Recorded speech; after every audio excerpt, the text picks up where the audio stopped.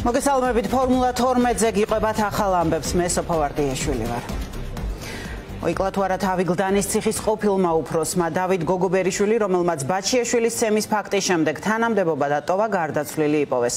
ოცნების შინაგან საქმეთა სამინისტრო სუიციდის ვერსიას ავრცელებს და ამბობს, რომ ციხის ყოფილმა უფროსმა თავი მოიკლა.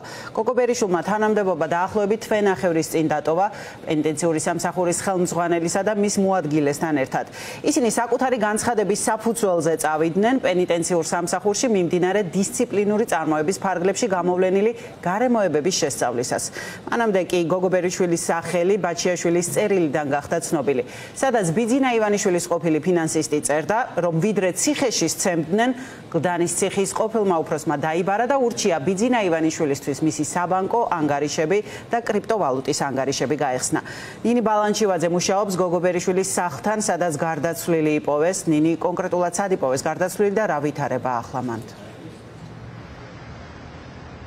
სოფო, ჩვენ ახლა იმ ავტოფარეხთან ვიმყოფებით, სადაც სავარაუდოდ გლდანის პენიტენციური დაწესებულების ყოფილმა დირექტორმა დავით გოგობერიშვილმა თავი მოიკლა. სწორედ შინაგან საქმეთა სამინისტროში გამოძიება დაწყებულია სისხლის სამართლის კოდექსის 115 მუხლით, რაც თვითმკვლელობამდე მიყვანას გულისხმობს. ეს ავტოფარეხი, რომელსაც მაყურებელი კადრში ხედავს, ამ დროისთვის არის დალუქული და ჩვენ აქ ადგილობრივები გვეუბნებიან იმას, რომ მთელი ღამის განმავლობაში აქ მიმდინარეობდა საგამოძიებო მოქმედებები. სწორედ ცხედარი აქ მეზობლებმა იპოვეს, მათ ასევე პირად საუბრებში ამბობენ, ზოგიერთი მათგანი თავს იკავებს კამერასთან გამოჩენაზე და ამბობენ ისინი პირად საუბრებში, რომ გაიგეს, მათ შორის გასტროლის ხმა იპოვეს ცხედარი და შემდგომ აქ საპატრულო პოლიციის არაერთი ეკიპაჟი გამოჩნდა ადგილზე იყვნენ ექსპერტ კრიმინალისტები და დაათვალიერეს ტერიტორია და უკვე ცხედარი, როგორც ჩვენთვის არის ცნობილი, გადასვენებული არის ექსპერტიზის ეროვნულ ბიუროში.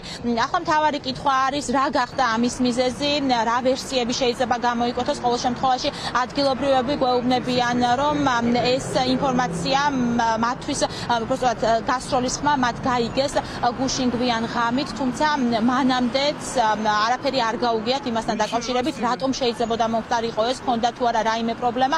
თუმცა ეს ახლა მთავარი კითხვა არის, უკავშირდება თუ არა გიორგი ბაჩიაშვილის საქმეს. მე მაყურებელს შევახსენებ იმას, რომ 11 ივლისს გიორგი ბაჩიაშვილის ცემის საქმესთან დაკავშირებით დაიწყო იუსტიციის სამინისტრომ გამოძიება და ამ ყველაფრის შემდგომ გიორგი ბაჩიაშვილმა გაავრცელა განცხადება იმასთან დაკავშირებით, რომ ცემამდე 3 დღით ადრე ის დაიბარა სწორედ ნომერ მერვე დაწესებულების ხელმძღვანელმა დავით გოგობერიშვილმა მასთან კაბინეტში და ის თხოვდა საბანკო ანგარიშების, კრიპტოვალუტის ბრუნვებისა და ანგარიშების მისამართების გასაჯაროებას ბიძინა ივანიშვილისთვის. შესაბამისად ბევრი კითხვა არის ამ საქმესთან დაკავშირებით და საინტერესო არის, უკავშირდება თუ არა ამ ყველაფერს მისი თვითმკვლელობა.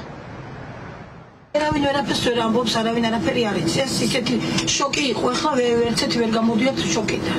ციხის უფროსმა მოიკლა თავი. როგორ არ ვიცნობდი, ხედავდი აგებ ახლა რომ ბოლოს და არ ვერ გეტყვით ზუსტად. პოლიცია არავინ არ დაგინახავთ? პოლიცია ქვეყანა იყო მოსული, მაგრამ მე არაფერი შეხება არ მაქვს, უბრალოდ სახში ვიყავი და მე ძალიან გვიან გავ. და იარაღის გაცოვა არ არის. არანაირად გეკითხები შვილებს ხალხის ხმარს. ცხედარი ვინ იპოვა ხომ არის? ვერ გეტყვით, არ მართლა გულწრფელად გეუბნებით არ ვიცი.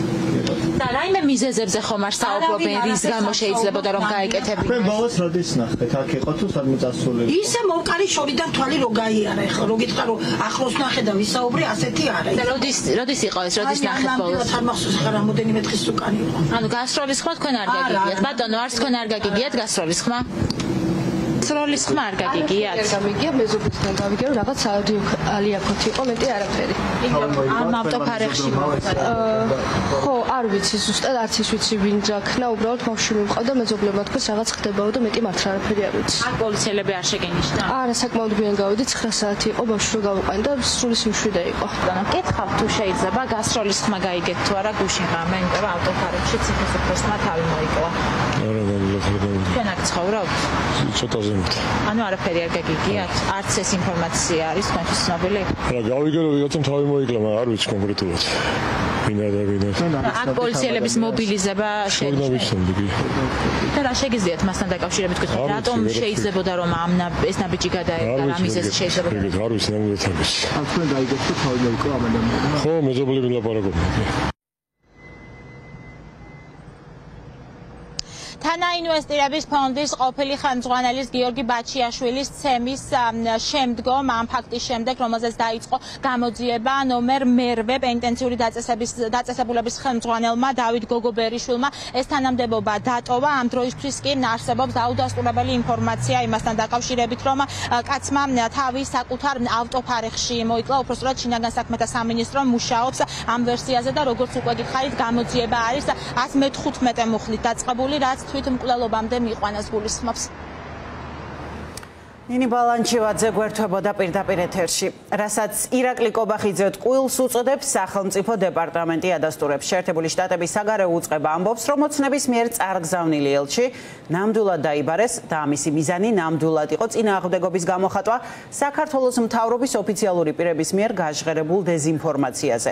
ორი ქვეყნის ურთიერთობების ისტორიაში უპრეცედენტო შემთხვევას, რაც ელჩის დაბარებას გულისხმობს, მიზეზიც უპრეცედენტო აქვს. საქმე ეხება ოცნების სუსის ხელმძღვანელის მამუკა მდინარაძის ბრალდებებს შეერთებული შტატების სახელმწიფო ინსტიტუციის მიმართ. კონკრეტულად კი პროპაგანდისტული იმედის ეთერში გაკეთებულ განცხადებას, რომ ტაილანდიდან ერთ-ერთი ქვეყნის საელჩო საქართველოში ხელისუფლების წინააღმდეგ მიმართულ რადიკალებს აფინანსებს. რას აჩვენებს სახელმწიფო დეპარტამენტის პასუხი ორი ქვეყნის ურთიერთობებში?